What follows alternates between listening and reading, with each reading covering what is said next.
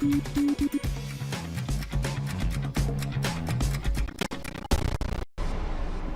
again, National Weather Person's Day. There you go, Jacob. It is your cupcake, courtesy of Monica. Thank you very much. You're welcome. And kind of another cool meteorology topic on this National Weather Person's Day. Yes, doing kind of part two of mountain meteorology. Even though we don't have mountains really in North Dakota, they're really interesting on how they impact weather in places that have very tall mountain peaks. We talked last week about how they can enhance precipitation and specifically snowfall and create for very light and fluffy snow with upslope flow on these mountains. But on that windward side of the mountain, we can get a lot of rain to lead to mudslides, landslides, or debris flows. So we're going to be talking about those three things today. So when you have too much of that thing, in this case rainfall, it can lead to bad things and a vicious cycle with the debris flows on burn scars. So this has been happening in specifically California when you have an area that has seen a very large wildfire. The soil is not as compacted. There's more loose soils. The landscape is scarred, and that is more susceptible to being taken down the mountainside when you have a lot of rainfall over that burn scar called a debris flow. And then landslides can happen in mountainous regions. We saw a lot of them with Hurricane Helene last summer in the Appalachian range. And these start in a place called a scarp on the mountainside. When there's a lot of rainfall that's pooled up, that can slide down the mountain and essentially make all the soil, the clay, the loose rocks turn into a river of mud that picks up everything in its path. Once it loses that friction aspect with the soil molecules, it just goes all the way down the mountainside, causing a lot of devastation. There was hundreds of landslides with Hurricane Helene alone. And one of those people that studied Helene is Philip Prince, and he's going to explain here as to how these landslide debris flows start.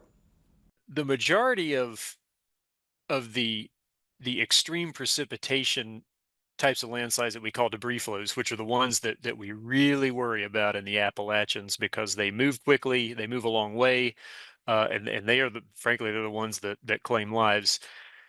Those tend to start in sort of hollows on slopes that are actually above where there's any kind of a stream channel on the slope. You could start walking up a little stream up the mountain, you'd go to the top of it, there might be a little seeping spring. Suddenly the stream is gone, but there will just be a kind of a bowl-shaped sort of hollow on the side of the hill. That is a wetter spot. It tends to collect water within spaces within the soil. And when enough of that water fills in all the tiny little spaces between the pieces of soil, those pieces of soil can't get friction on each other anymore. And that friction is really what keeps the slopes up there in a sense. When you get too much water in the soil, it eliminates that friction. Once that movement starts, and in the presence of the water, all those little pieces are moving past each other, they can't regain that friction. So it's still the soil. It's still all the tiny little pieces of rock and everything that make the soil. But once it starts moving, it can't kind of grab onto itself, and it's going to keep moving all the way down. So the LiDAR imagery, and LiDAR stands for light detection and ranging. You can see the bare surface of the earth. No trees on it. You can get the buildings out of it. You can literally see just how the land looks. That shows you scars from old landslides and old debris flows. That's how you can kind of target your field work. And what we do is we actually go visit them. We look at the geologic conditions there. What kind of rock is there? How does the layering tilt with respect to the slope?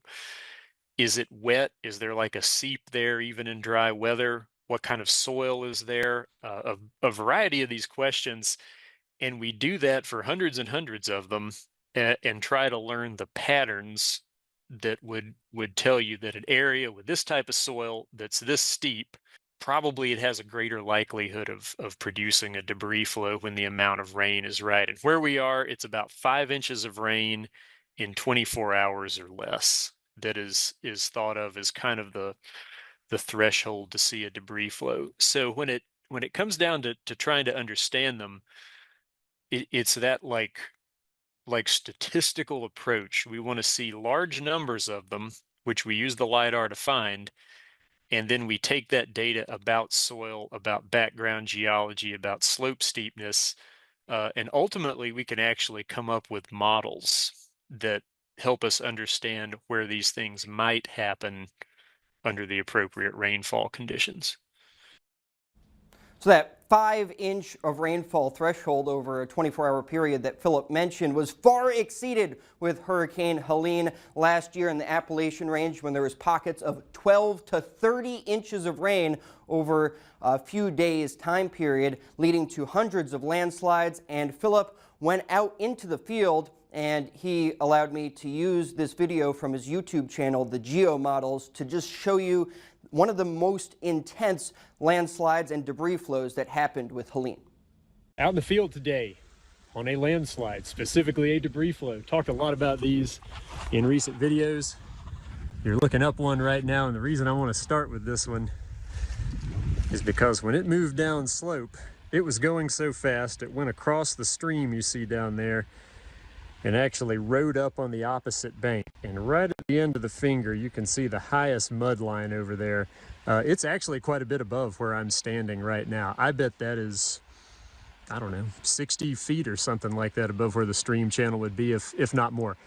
And that kind of behavior, that speed, that fluidity, that's what debris flows do, but they're carrying mud and rocks and trees with them. If you look back up the slope there, there's plenty of trees on either side of this scoured out area. It used to be totally covered with trees, and they went along for that ride as well. So Helene is now the new benchmark for that area for just seeing an immense amount of destruction, once in a generation event with many lives lost and millions of dollars in damage with the homes that were leveled, but also how it changed the landscape with these landslides and debris flows, just carving new channels, changing the riverbeds, really fascinating stuff that geologists like Philip does. I actually have my minor in GIS, Geographic Information Systems. So really interesting how meteorology with these extreme precipitation events can lead to geologic events like landslides and mudslides and debris flows. It's amazing. It's all really tied together in essence. Geology, meteorology, and just the soil composition and all that, and all these flash flood warnings and just those PDS warnings, right? In North Carolina, Tennessee, we'll never forget Helene ever in the after effects of that. Now in California, a little bit of rain's good, but you don't want too much in the burn scars, right? Exactly. So vicious cycle, which we all know. Jacob, thank you very much. You're welcome. All right, we'll be right back.